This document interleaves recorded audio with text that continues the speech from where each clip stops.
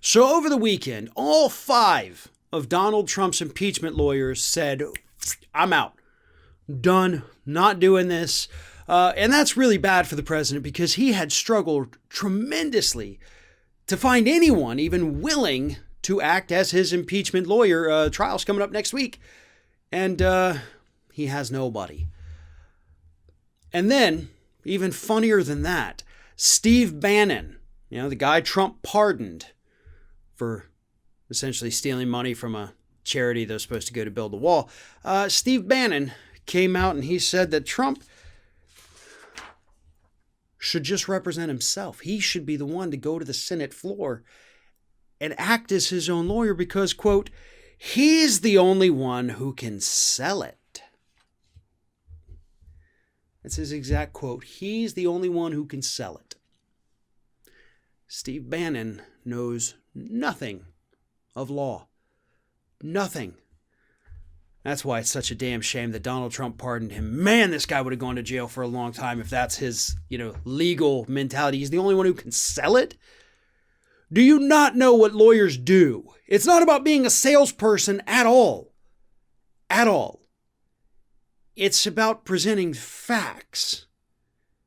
You're not selling, you're convincing. And yeah, Donald Trump's a hell of a salesman.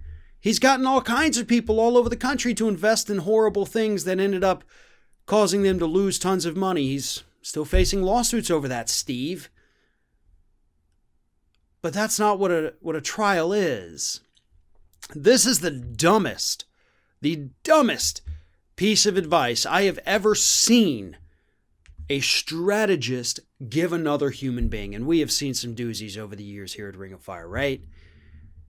Donald Trump right now has essentially nothing to worry about with the impeachment trial. Nothing to worry about. We already know there's not enough Republicans willing to jump ship and vote with the Democrats to convict him. None.